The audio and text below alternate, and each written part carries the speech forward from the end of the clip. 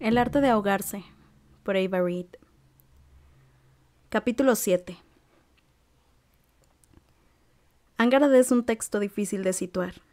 Algunos pasajes parecen escabrosos y vulgares, más propios de un cuento erótico o una novela romántica, mientras que otros poseen una prosa exquisita y una gran profundidad temática. No es insólito ver a amas de casa bajar sus ejemplares sobre un montón de colada o a trabajadores encorvados sobre una copia en tapa blanda en el tranvía. Y aún así es igual de habitual que Angarad aparezca en los planes de estudio de los cursos más avanzados de literatura en la universidad. Ningún otro libro en la historia del IR puede presumir de tener un atractivo tan universal. Introducción a Angarad, edición coleccionista anotada. Editado por el Dr. Cedric Gosse, 210 DI. Cuando Effie llegó a Giraed no se habría imaginado que acabaría repasando las cartas de un hombre muerto junto con Preston Hellory a la extraordinaria hora de las 7 de la mañana. Y aún así eso era precisamente lo que hizo al día siguiente. «Bueno», dijo Preston, «supongo que querrás saber por qué me he quedado». Effie asintió. «Entonces tendré que explicarte la base de mi teoría. La familia de Myrdhin fue refugiada de la inundación. Parecería intuitivo que sus obras reflejaran el mundo natural como algo inherentemente peligroso, inestable, incluso malicioso. Mucha de su poesía personaliza la naturaleza de ese modo». «El único enemigo es el mar», lo interrumpió Effie. «Exacto, pero el padre de Myrdhin era pescador igual que su abuelo. El profesor Gosse fue el primero en mencionar esa aparente contradicción. La familia de Myrdhin dependía del mar para su supervivencia, pero en su obra solo aparece retratado como una fuerza del mal cruel y despiadada». «Eso no es cierto», repuso Effie. «En Angarad el rey de las hadas la lleva a ver el océano y Angarad dice que es hermoso y libre, tan encantador, peligroso e inmenso que supera la comprensión mortal. El mar nos convierte a todos en soñadores». Preston la miró con extrañeza. Era la primera vez que lo veía desconcertado. Curioso. Termina la cita. Effie se devanó los sesos para recordar el pasaje. «Miré al rey de las hadas detrás de mí y al océano ante mí, las dos cosas más hermosas que había visto en mi vida. Ambas eran criaturas de rabia, sal y espuma. Ambas podían arrancarme la piel hasta los huesos. Lo único que quería era tentar su cólera, porque con el valor suficiente quizás consiguiera su amor». «Sí que te lo sabes de principio a fin», comentó Preston, y en esa ocasión Effie estuvo segura de captar la admiración en su voz. «Pero no creo que ese pasaje pinte el mar como caritativo. El rey de las hadas es el captor de Angarad. Myrdhin describe el mar como un dios embustero que atrae a Angarad con su belleza, pero siempre con la capacidad de destruirla por completo». «La amaba», dijo Effie. Le sorprendió la vehemencia de su tono. «El rey de las hadas. Amaba a Angarad más que a nada en el mundo. Fue ella quien lo traicionó a él». Nunca había podido hablar de Angarad de esa forma, ni defender su postura o presentar sus teorías. Había algo emocionante en ello y Effie esperaba que Preston pusiera en duda sus comentarios. Sin embargo, el chico la miró durante un largo rato con los labios arrugados. «Sigamos», dijo.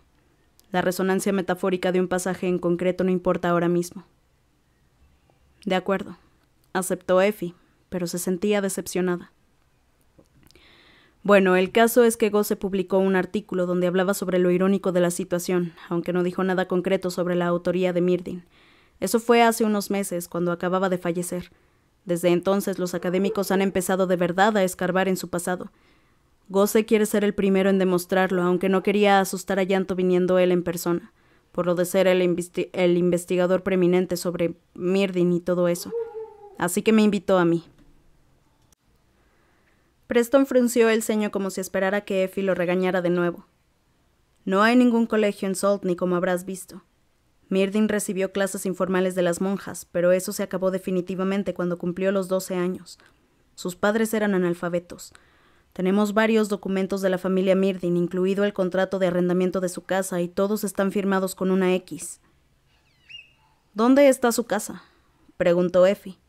Recordó al pastor mientras se alejaba hacia las colinas verdes. «No vi muchas allá abajo». «Ah, ha desaparecido. Varias de las casas más antiguas en Saltney y las más cercanas al agua ya han caído al mar. Casi no culpo a los lugareños por las supersticiones sobre la segunda inundación. Effie sintió un pinchazo vago de dolor confuso. La casa donde Myrdhin había crecido, donde su madre lo había arropado cada noche en la cama, donde su padre había descansado sus manos de pescador llenas de cicatrices, engullida y socavada, perdida en el tiempo. Esa mañana había prestado atención por si escuchaba las campanas bajo el agua, pero no había oído ningún sonido. ¿Sería ella la responsable de socavar más el legado de Myrdhin? Se le revolvió el estómago con solo pensarlo. Eso no demuestra nada, dijo Effie. Mira todas las cartas de Myrdhin, está claro que sabía leer y escribir. Pero míralas de verdad, enfatizó Preston. Tomó la más cercana con los bordes curvos y el papel amarillento por el paso del tiempo. Esta tiene fecha de un año antes de la publicación de Angharad. Va dirigida a su editorial, Green Book Books. Fíjate en cómo firma su nombre. Effie observó la página con los ojos entornados. La letra de Myrdhin era bastante descuidada y difícil de entender. Atentamente, Emrys Myrdhin, leyó en voz alta. ¿Qué pasa con eso? Fíjate en el apellido. Lo escribe Myrdhin con TH. Esa es la grafía norteña. Effie agarró el papel y pasó el dedo sobre la firma. La tinta era vieja y estaba un tanto descolorida, emborronada en algunos lugares, pero la TH era clara. No quería admitir cuánto la desconcertaba aquello. Podría haber sido un error nada más. Es raro escribir mal tu propio apellido. ¿Y qué? Cometer faltas no te convierte en alfabeto. Aún así creo que Myrdhin no la escribió. Creo que es una falsificación. Effie soltó una carcajada burlona. Ahora sí que pareces tan chiflado como esos sureños supersticiosos que tanto detestas. No es algo inaudito. Preston sonaba casi malhumorado. Hemos visto casos de falsificación literaria. El truco para una buena mentira es encontrar un público que esté dispuesto a creerla. Effie se mordió el labio. ¿Y quién es el público para la supuesta mentira de Myrdhin? Tú misma lo has dicho. La comisura de la boca de Preston se alzó para convertirse en una media sonrisa fina. Los sureños supersticiosos que quieren creer que uno de los suyos puede trascender sus orígenes humildes y escribir libros que incluso hagan desmayarse a las chicas norteñas. Yo nunca me he desmayado, replicó Effie con enojo. Pues claro que no, dijo Preston otra vez serio. Pero hay gente que se beneficiaría de la mentira. La editorial de Myrdhin, por ejemplo. Green Book gana mucho dinero de las regalías incluso ahora. La mitad del encanto de Myrdhin era su atractivo pasado, el poeta pobre provinciano que resultó ser un genio. Hay mucho dinero que sacar de ese mito. Preston tenía una forma de hablar con tanta elocuencia y tanta certeza que durante un momento Effie quedó casi convencida y demasiado intimidada para discutir. Cuando esa confusión desapareció, se enfadó consigo misma por dejarse influir con tanta facilidad. Ay, está siendo condescendiente. No todos los sureños son campesinos retrasados y no todos los sureños son unos snobs. Seguro que odias cuando la gente mete a todos los argantianos en el mismo saco.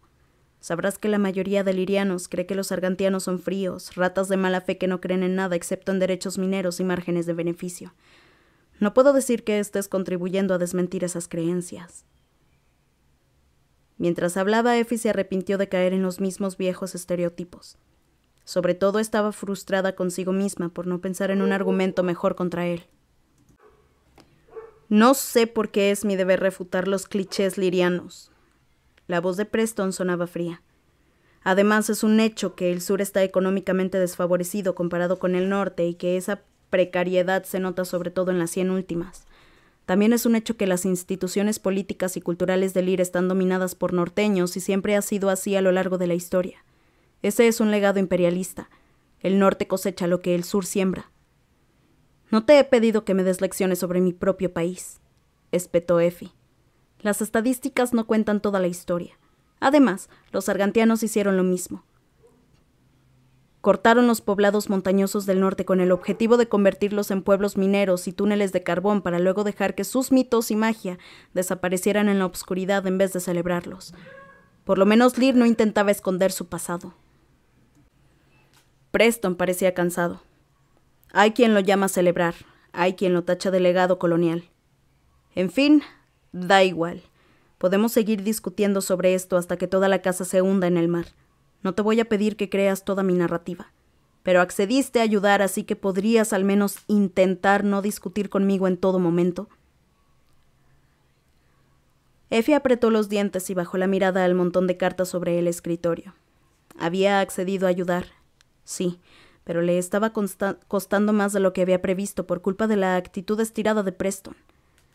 Por el momento se esforzaría en aguantarla lo mejor posible. En cuanto tuviera una plaza en la Facultad de Literatura, podría pasar el resto de su carrera universitaria intentando deshacer el daño que había hecho al legado de Myrdin. De acuerdo, dijo al fin con el ceño fruncido. Pero tienes que prometerme que serás un 15% menos condescendiente. Preston tomó aire. 10%. ¿Y dices que yo soy la cabezota? Está bien, accedió por fin. 15 y no me insultarás. Solo lo hice una vez. Seguía convencida de que se lo había ganado, pero Preston tenía razón.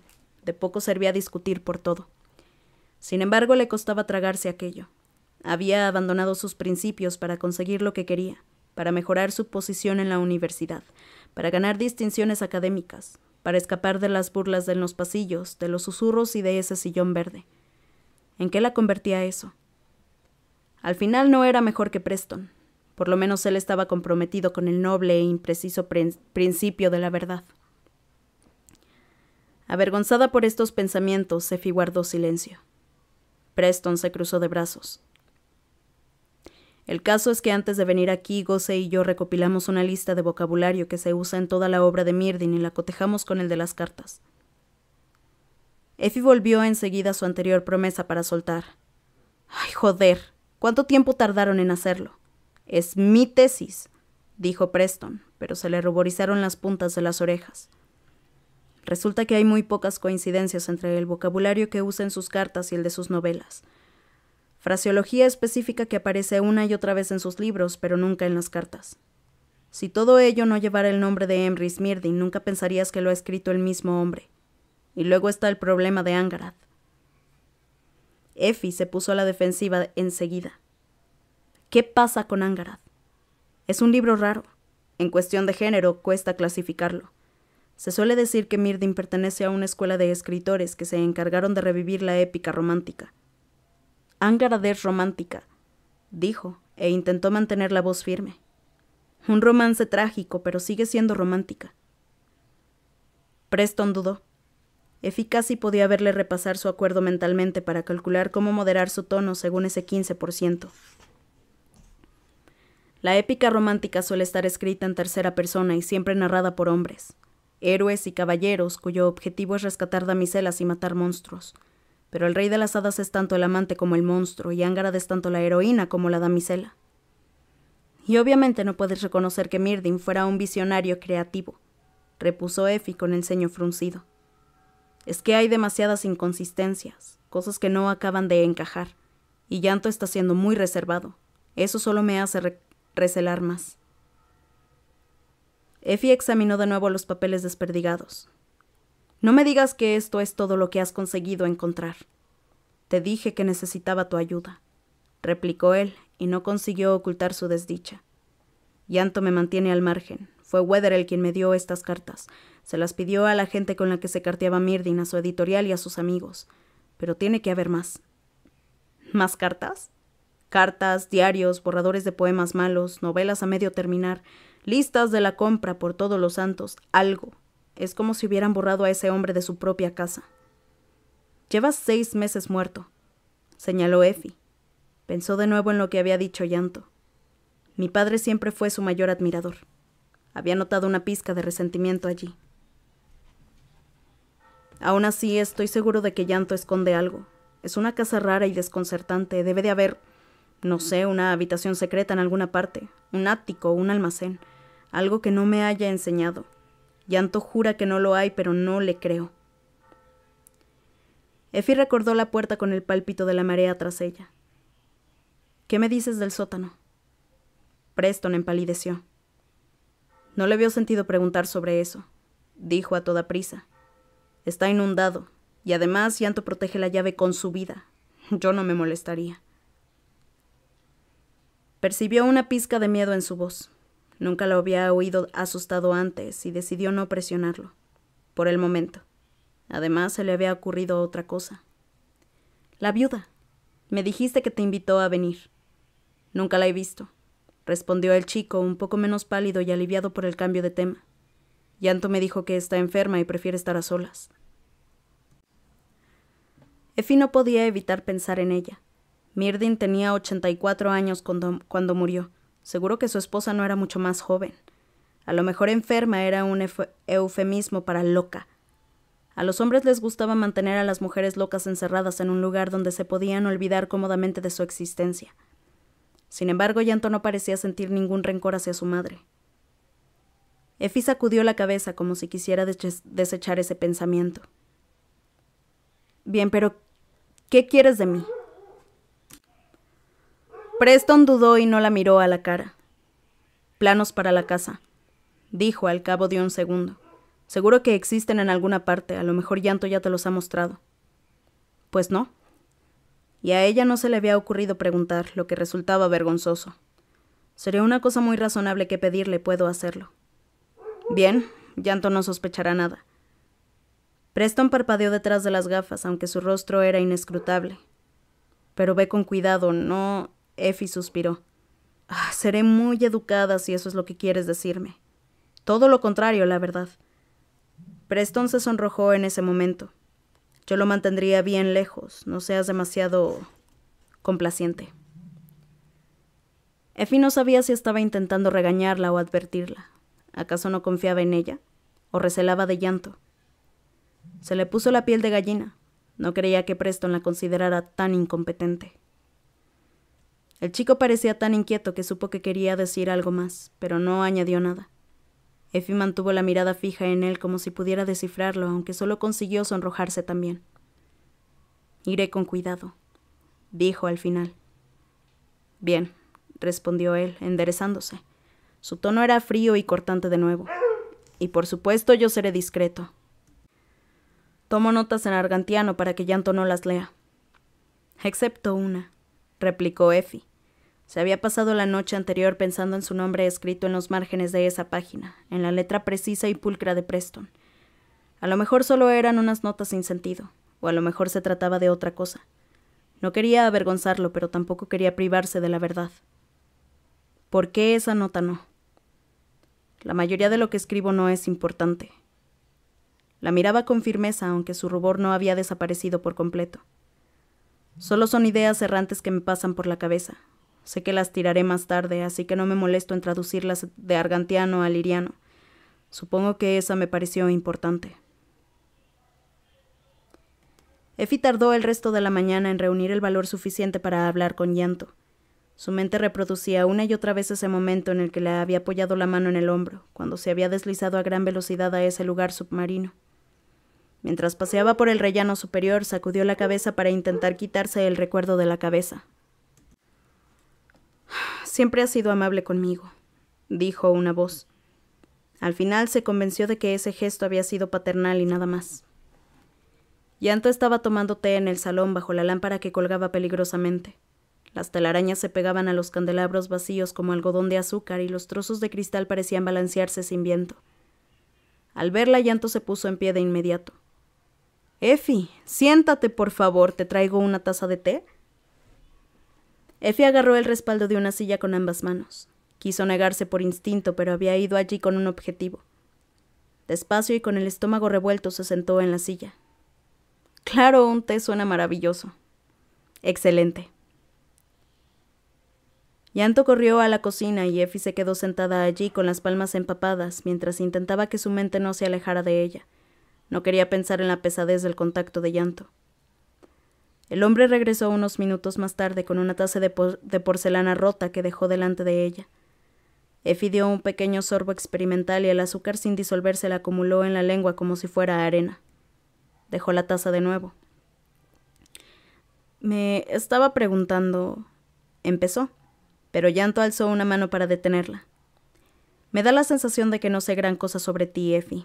Eres arquitecta, admiras la obra de mi padre, pero seguro que hay algo más. No soy muy interesante, replicó con una carcajada corta e incómoda. Llanto le sostuvo la mirada. A mí me resultas muy interesante. ¿Eres de Caer Isel? De Dryfen.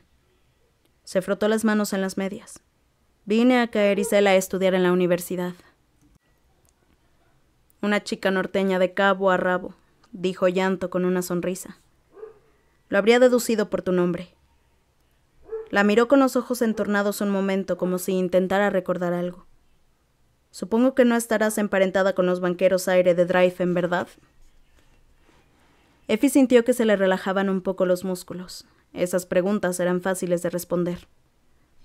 Sí, mi abuelo es director del banco. Mi madre es una de sus secretarias. Está claro que la arquitectura no viene de familia. ¿Qué te inspiró a estudiarla? Effie reflexionó su respuesta. No quería revelar su auténtica falta de entusiasmo por el tema.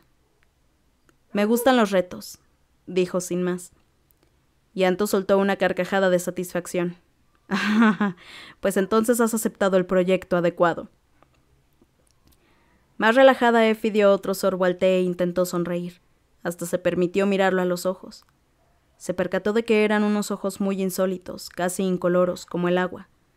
Daba igual cómo cambiara su expresión, si sonreía o fruncía el ceño. Sus ojos no parecían variar. Era como mirar una de las pozas de marea, los espejos falsos del rey de las hadas. De repente Llanto se puso en pie. ¿Sabes?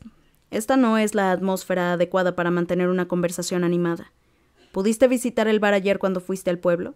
Seguro que te gustará regresar a la civilización, aunque sea en las 100 últimas. Y así fue como Effie terminó otra vez en el bar de Saltney, sentada delante de Llanto Myrdin. Las ventanas del bar estaban opacas por la niebla y el agua de un chaparrón previo y las luces de dentro relucían superficiales. Llanto sonreía y charlaba con la camarera, que parecía tan lúgubre como siempre. Effie intentó pedir sidra caliente, pero Llanto enseguida trajo 2 copas de whisky. Para no ser maleducada, fingió dar pequeños sorbos a la bebida mientras lo observaba por encima del borde de la copa. Tenía el cabello húmedo que le rozaba los hombros y un brazo apoyado en el respaldo del reservado, como si se aferrara a él. Effie dejó la copa. Los dedos le temblaban ligeramente. Intentó observar con curiosidad el bar como para dar la impresión de que esa era la primera vez que lo veía. Gracias. Tenías razón, esto es agradable. Sienta bien salir de la casa, dijo Llanto. Su voz sonaba rara, más grave y áspera. Seguro que se lo estaba imaginando. Sé que no tiene ni punto de comparación con Caer Isel, añadió, aún con la voz desentonada. Pero el pastel de carne y riñones de aquí es muy bueno. Effie quiso decirle con educación que no le gustaba el pastel de carne y riñones, gracias, pero no sirvió de nada. Cuando la camarera regresó, Llanto pidió 2 enseguida.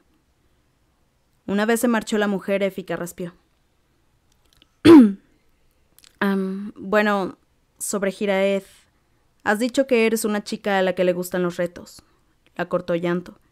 Ya veo por qué pusiste tu nombre en el sombrero para este proyecto.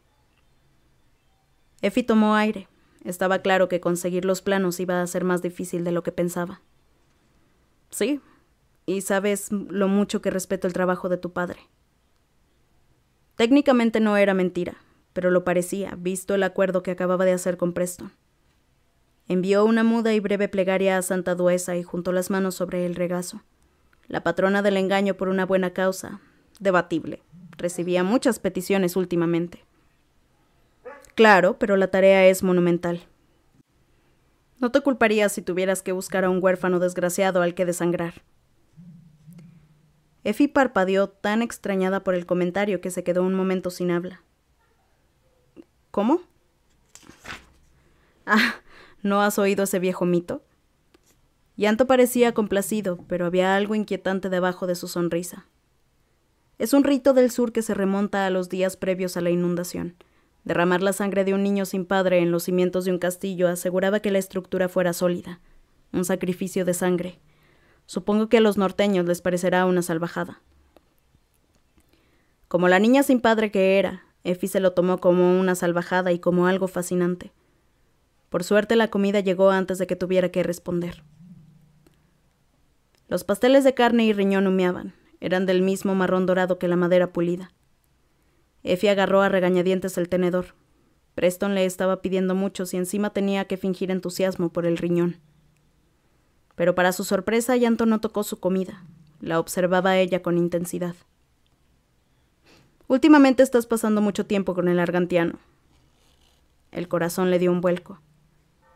La verdad es que no, consiguió decir. Solo esta mañana es... Buscó una descripción inocente, algo que no fuera mentira. Es que tiene cosas interesantes que decir. A mí no me da buena espina. Yanto agarró el cuchillo. La hoja jaspeada de grasa relució. Es nerviosillo, ¿verdad? Un joven raro y asustadizo. A lo mejor se debe a su sangre argantiana. Por algún motivo, Effie sintió la necesidad de defender a Preston. Creo que está muy decidido en su trabajo. No pierde el tiempo con chácharas ni cortesías. En ese sentido, diría que se parece mucho a mi padre. Yanto la apuntó con el cuchillo. Vamos, come. El corazón se le encogió de nuevo. Cortó un trozo de la corteza hojaldrada del pastel y el vapor salió como un espíritu escapando de su receptáculo. Yanto la observaba sin parpadear con esos ojos acuosos, incoloros e inescrutables. Mientras Effie masticaba, dijo: «Eres una chica muy guapa». La comida en la boca quemaba tanto que no podía tragarla. Quería escupirla en la servilleta, pero no se animó a hacerlo. Apenas podía moverse. Se le inundaron los ojos de lágrimas. Yanto no dejaba de observarla con esa mirada insondable e incansable. Effie no creía que estuviera guapa, o al menos no tenía ni idea. Llevaba medias y una falda a cuadros con un suéter blanco de lana por encima. Era el tipo de atuendo que había lucido durante su primera semana en la universidad, antes del profesor Corbenick. Ahora se arrepentía. El aire húmedo había convertido su cabello ondulado en rizos y los rizos se habían encrespado sin control. Como la cabaña no contenía ningún espejo, no había podido maquillarse ni ver cómo de grandes eran sus ojeras. Le dolía mucho tener la comida ardiente sobre la lengua, pero al fin se enfrió lo suficiente para tragarla. Se llevó la mano a la boca. La punta de la nariz se le empezaba a calentar como siempre que estaba a punto de echarse a llorar. Yanto no pareció darse cuenta. Su mirada era implacable y se fijó en que sus ojos parecían más claros, astutos. Tus ojos, tu cabello, todo precioso. Effie se clavó las uñas en la palma. Se arrepentía de haber ido con él, pero no quería fracasar. Aunque le sorprendió el pensamiento, lo que no quería era fallarle a Preston. Así que miró a Yanto a los ojos y pensó una respuesta para los insípidos cumplidos. «Gracias», dijo. El rubor, por lo menos, no era fingido. «Eres muy amable». La puerta del bar se abrió con un traqueteo y 3 pescadores entraron junto con el olor del mar. Pese a la brisa que soplaba desde la puerta, el cabello negro de Yanto seguía liso. Effie llevaba varias piedras de bruja en el bolsillo del abrigo. Mientras sostenía el tenedor con una mano, las toqueteaba con la otra. ¿Se atrevería a sacar una delante de él? ¿Su miedo manifiesto lo arruinaría todo? No podía esperar más o le entraría más miedo. Quería preguntarte si tenías los planos de la casa. Me vendrían muy bien. Eso consiguió que su mirada la soltara al fin. La sorpresa cruzó veloz el rostro de Yanto y luego desapareció como un pájaro estampándose contra una ventana para acto seguido volar torcido. De improviso, Yanto metió la mano en el bolsillo y sacó una hoja de papel doblada. «Aquí tienes». Ansiosa, Effie estiró el brazo para agarrarla. Los dedos tan solo habían rozado los bordes del papel cuando Yanto le asió de repente la mano con tanta fuerza que le hizo daño. Effie soltó un quejido quedo de sorpresa. «Yanto». El rostro del hombre estaba tan pálido como el acantilado y sus ojos carecían de color. Y entonces, tan repentino como cuando la había agarrado, la soltó de nuevo dejándola con los papeles. Se levantó de la silla con tanta brusquedad que casi resultó violenta. El cuchillo cayó sobre la mesa con estrépito. «Vámonos», dijo. Hablaba con los dientes apretados. Como Effie se le quedó mirando boquiabierta, repitió la palabra en un gruñido. «¡Vámonos!». Aturdida, Effie se puso en pie. Luego se guardó los planos en el bolso y corrió tras él. De vuelta en el coche, Llanto miraba con fijeza y sin parpadear la carretera, con las enormes manos alrededor del volante. Effie tenía miedo de romper el pesado silencio opresivo, miedo de poner en peligro su precaria victoria, miedo de provocar a Llanto. Así que dirigió la vista a la ventanilla y siguió con la mirada las gotas de lluvia que se deslizaban por el cristal. Aún le palpitaban los dedos de cuando la había agarrado. El mar regurgitaba con enfado sobre las rocas. Las lenguas de espuma bañaban el borde de la carretera. El agua tenía un tono verdoso ese día, como la poción de una bruja. ¿Has disfrutado de la comida?, ladró Llanto con la mirada al frente. Sí, respondió Effie. Los trozos de pastel de carne y riñones se removían inquietos en su estómago. Cada bache en la carretera lo empeoraba. Bien, no todas las chicas agradecen un acto de caballerosidad ni son tan humildes sobre sus encantos.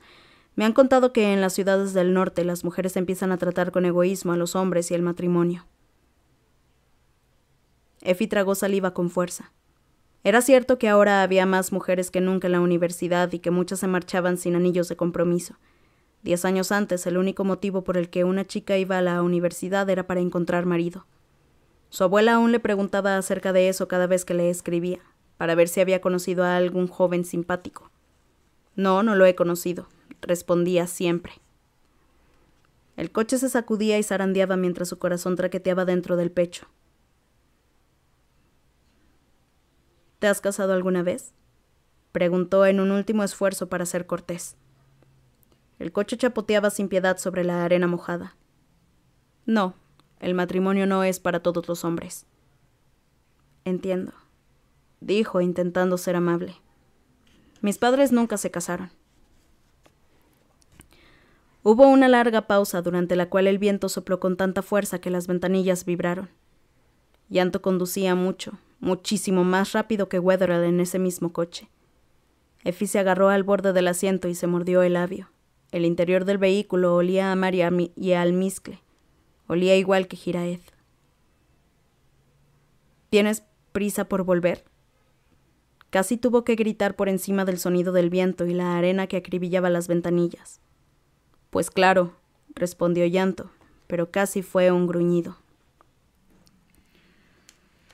El tono de su voz la dejó clavada en el sitio como una aguja que atraviesa el ala de una mariposa. La llenó de un miedo impreciso e inquietante. Enroscó los dedos alrededor del asa del bolso, con la sangre corriéndole por las venas y el corazón latiéndole con fuerza.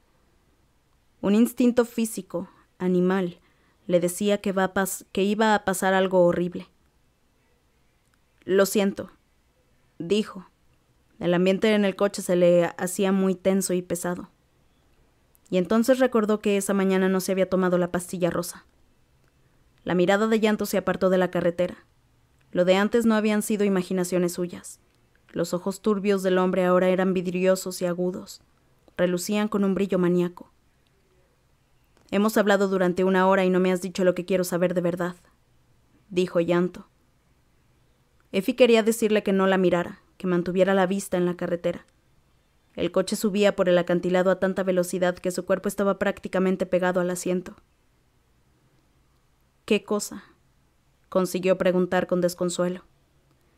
De repente Llanto giró la cabeza con brusquedad para comprobar la carretera que dejaban atrás, y fue entonces cuando Effie se fijó en que no había espejo retrovisor. Los de los laterales estaban girados hacia adentro, invisibles. Si Llanto quería mirar detrás de él, tenía que torcer el cuello. ¿Cómo no se había dado cuenta antes, cuando conducía a Wetherell? ¿Estaban los retrovisores puestos en ese momento? Se le empezó a nublar la visión. Aquí no, se suplicó. Aquí no, ahora no. Tenía las pastillas rosas en el bolso, pero no podía arriesgarse a tomar una delante de Llanto. No podría soportar las preguntas que haría sobre ellas. Las piedras de bruja en el bolsillo rebotaban con el ritmo irregular del coche. ¿Por qué has venido aquí?, preguntó Llanto al fin con el mismo gruñido grave y áspero. Una chica guapa como tú no necesita este proyecto para que haga bulto en su currículum. Cualquier profesor con la sangre caliente te pondría la nota más alta en un santiamén. El pánico alcanzó su punto álgido como una ola coronada de blanco y entonces lo vio. Estaba sentado en el asiento del conductor justo donde había estado Llanto. Tenía el cabello negro liso como el agua. Su piel era tan pálida como la luz de la luna y sus ojos quemaban agujeros en ella hasta alcanzarle la sangre, los huesos. Desenroscó los dedos del volante y se estiró hacia ella con unas uñas largas, obscuras y tan afiladas como garras. Effie no llevaba el cinturón puesto, así que cuando abrió la puerta, le resultó bastante sencillo lanzarse del coche.